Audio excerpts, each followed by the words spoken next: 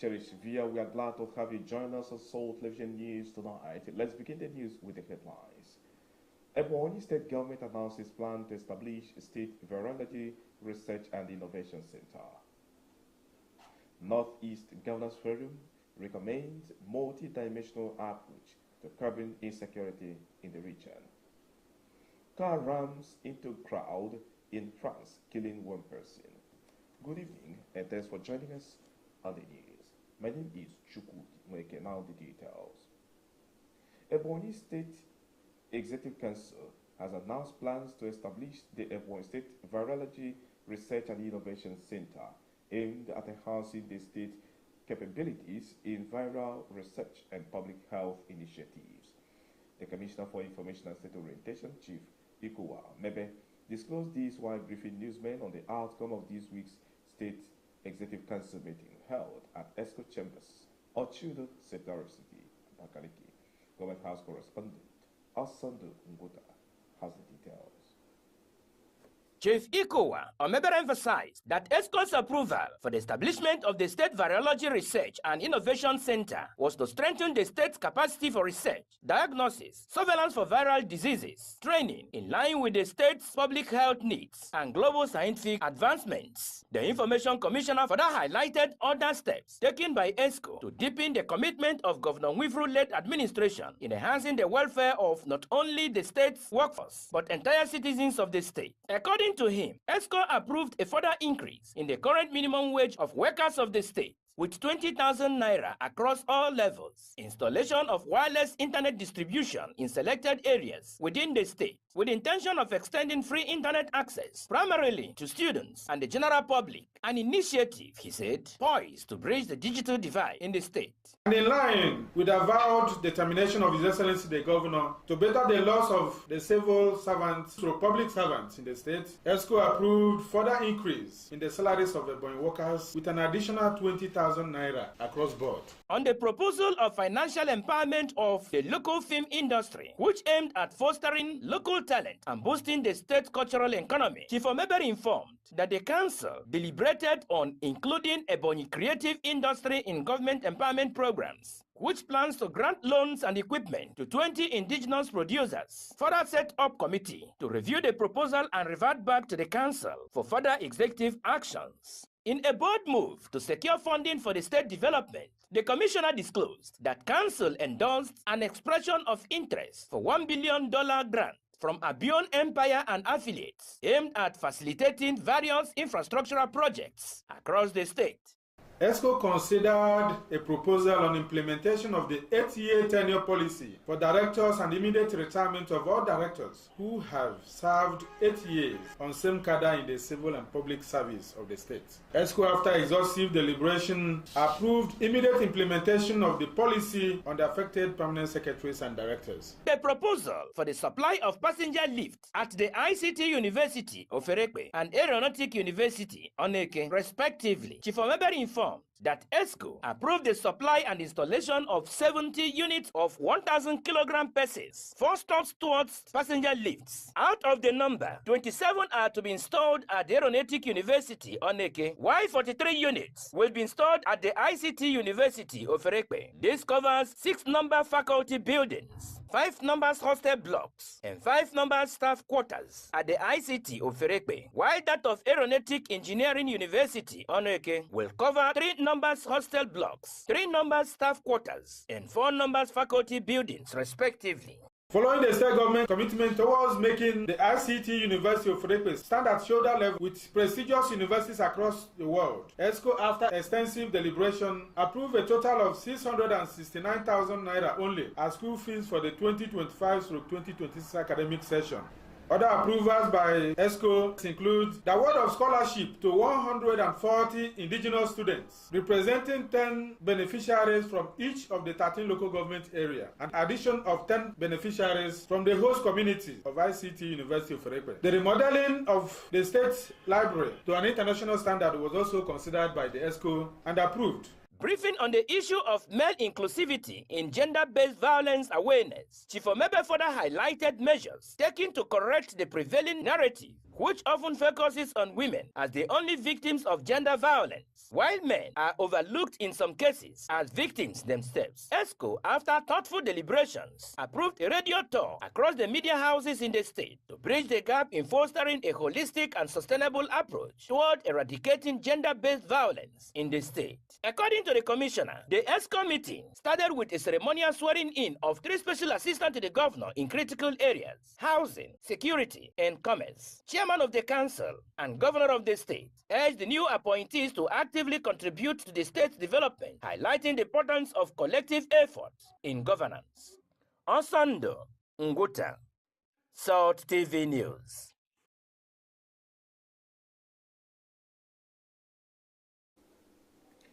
The remains of the 11 Ebonyi citizens tragically murdered in the recent attack in Urumba North local government area of Anambra State were laid to rest amidst grief and solidarity as Ebonyi State government organized a commendation service to honor the victims.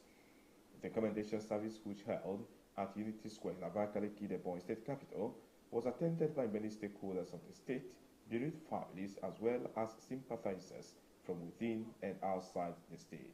Our correspondent, Osando Nguta, is still standing by.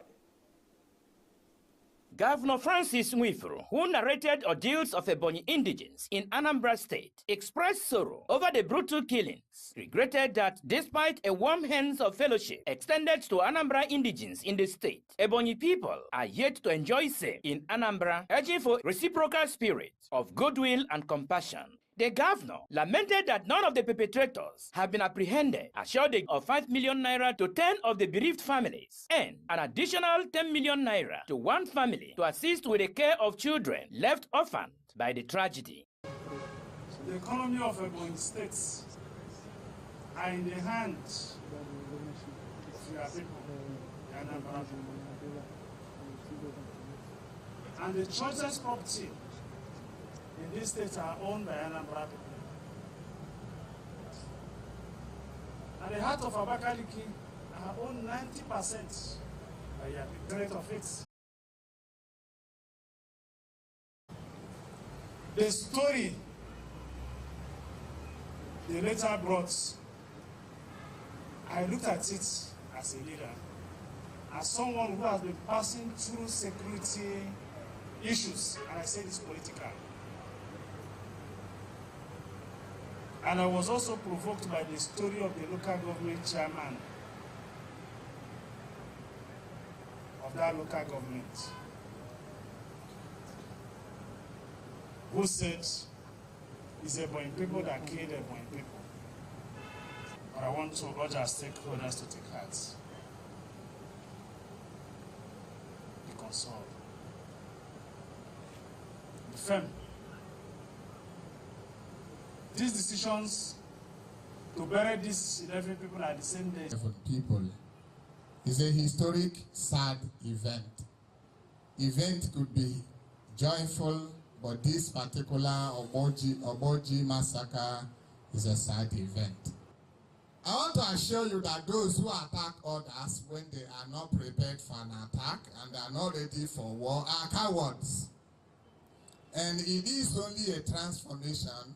And this death, rather than separating us, has solidified our unity. And everybody who is here should go home praying for unity and strength. And go home with this beautiful text from the scriptures. Psalm 49 verse 7. Who can pay ransom for their own lives? The burial service, officiated by the Catholic Diocese of Abakaliki, was concluded with a solemn wreath-laying ceremony led by Governor Nwifuru, an emotional tribute marking the state honor to the deceased. Osando Nguta, Salt TV News.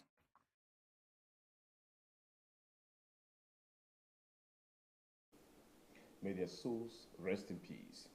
Governor Francis Nwifuru has officially opened the third retreat of the Committee for the Review of Laws of the Federation with a call for participants to think beyond the legal technicalities and to consider the kind of Nigeria they wish to build through reverse laws. He made a call during the flag-off of the retreat held in Abakaliki, Ebonyi State Capital. The report.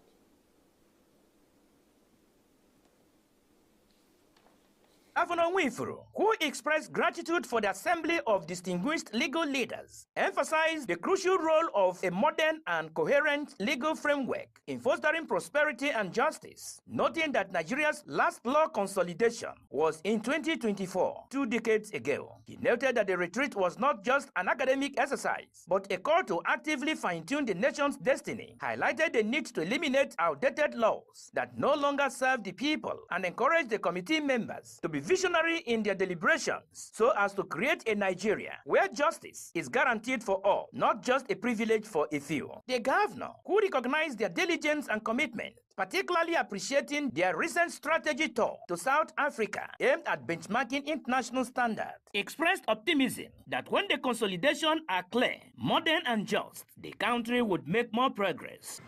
Be aware that every clause you refine, every status you consolidate, every obsolete provisions you strike out will echo far beyond this wall.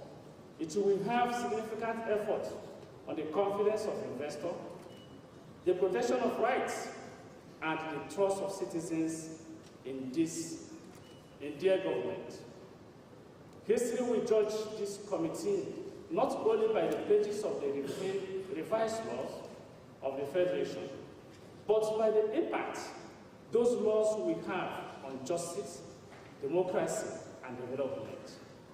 The Attorney General of the Federation and Minister of Justice, Prince Lateef Fagbemi, emphasized that the gathering was poised to redefine Nigeria's legal future, constructing a legal framework that empowers citizens and nurtures economic growth, noting that the nation had witnessed a transformative advancements since the last review in 2024, which has redefined how Nigerians live and work, meet up with economic engagements that have opened new frontiers and constitutional development that have reshaped governance. Hence, the need for the consolidation to meet the demand of global realities. The significance of this revision exercise cannot be overstated. Its gains include A. Modernizing our legal framework. New committee, Mr. Olewale Fakpohunda, and the State Attorney General and Chairman, Body of State Attorneys General, Dr. Ben Uruchiodo, highlighted on the significance that the nation's framework would be strengthened to meet global standards. The committee has since its inauguration reviewed 797 acts. We have taken on board out of this. I'm pleased to announce that we have concluded the review of 641. This retreat is a significant milestone of our collective pursuit for stronger and more together key legal minds, state attorneys general from the 36 states of the Federation, members of the Law Review Committee, and many other dignitaries from within and outside the state. Osando Nguta, Salt TV News.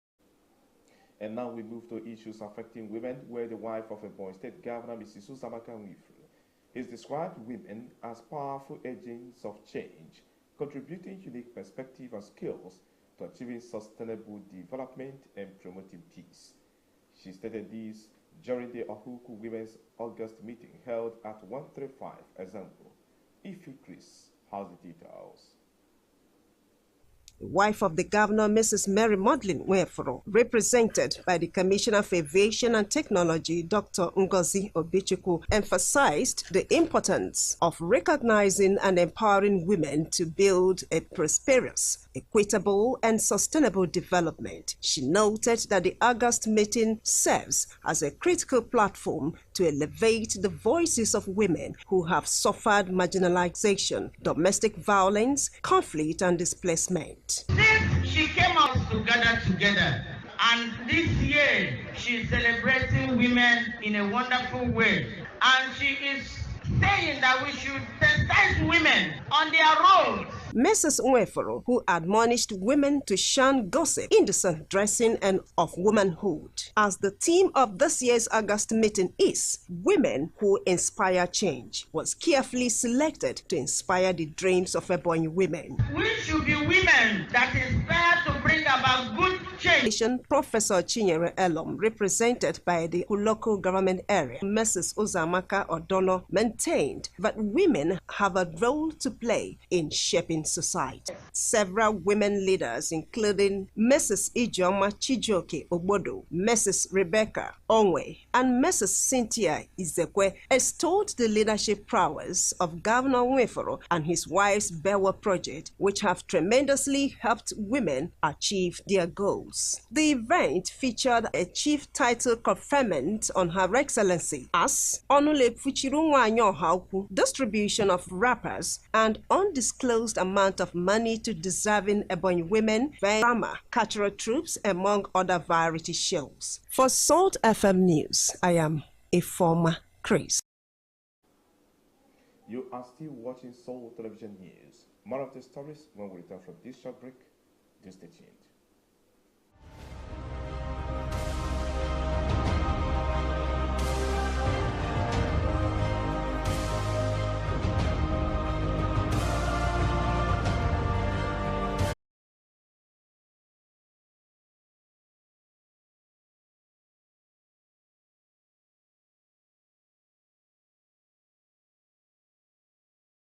Ghana Zulum while speaking at the 12th rotational meeting of the forum in Taraba on Saturday, identified the key solutions as education, healthcare, beefed up security, and infrastructure development, among others. The details with our reporter.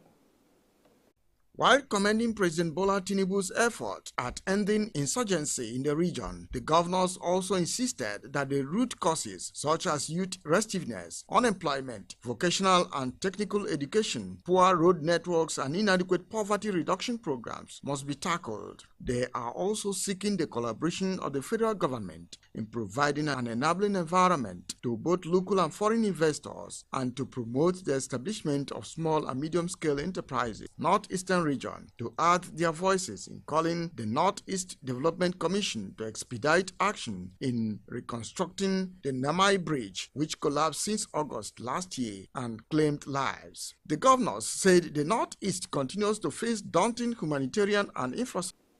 A man intentionally plowed in his car into a crowd outside a wine bar in northern France after an altercation early Saturday, killing one person and injuring 5 others. The details. An investigation has been opened into homicide and attempted homicide, according to the prosecutors, who ruled out any terrorist racist motives. One man died at the scene while 5 people were injured, and 2 of them are in critical condition. Cotton said that there was an altercation between a young woman and several men. The prosecutor said the bouncers escorted all the patrons outside the bar located in the center of the town, around 50,000 people. Guy Lafrant, the mayor of Everox, expressed his deepest sympathy and solidarity with the victims, their families, and loved ones. And central regions as Kyiv struck Russia